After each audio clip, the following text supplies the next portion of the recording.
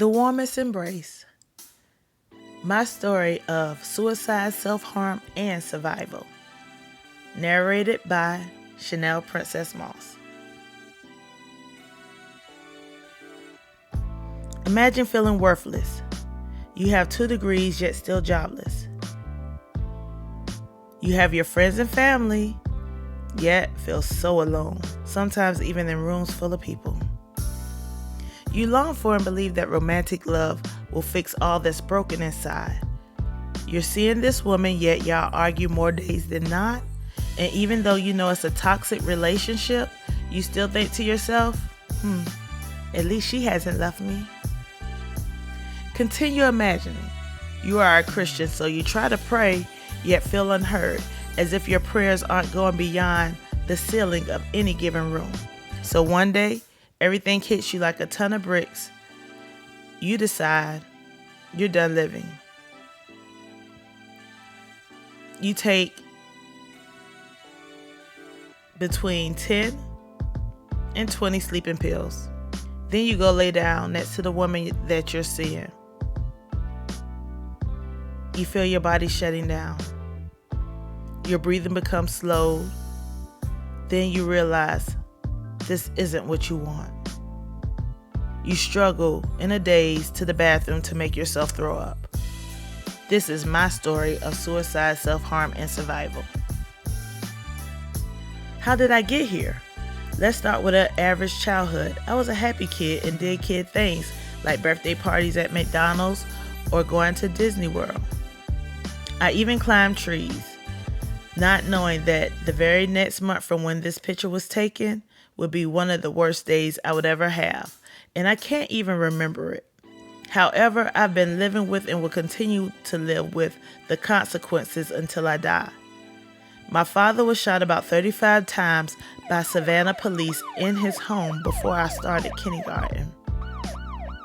With that one act, the onset of abandonment began growing like a seed. I didn't know as a child because our home was the neighborhood house.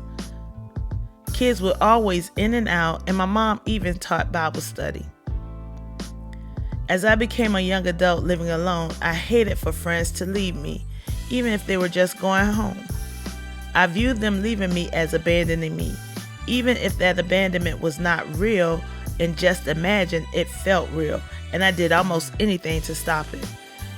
Standing in front of the door so they wouldn't leave me, or going as far as to cut my arms and thighs to release the pain I felt from them leaving me. After that suicide attempt, I told my DeKalb County clinician, and she said the attempt wasn't real. Therefore, I viewed it as insignificant in my story. I went back to self-harming just to cope with feelings of loneliness and pain and everything in between. Those feelings felt so deeply embedded that they would never go away. I can't say my life was all painful. I did become employed at Georgia Aquarium, which was my dream job. I created lots of memories with the animals and my coworkers. I also created memories with my friends and families as we enjoyed life together, going on trips and other gatherings. Yet not turning to them or even Christ when I was hurting. It would be 10 years later when I would think of ending it all again. Yet this time, I had my Nia Project clinicians to help me conquer those thoughts, along with deciding to start a daily antidepressant. I'm still on my journey, and I can't say that things will be rainbows and unicorns, but I can say it gets better over time. Even though I had a lapse and I self-harmed this year, I know that I have an arsenal of tools to help me cope through the difficult times, and I start to have fewer dark days and fewer moments of self-harm. And that's all because of my faith in Christ, family, friends, therapy, medication, and even more self-awareness. In case nobody told you today.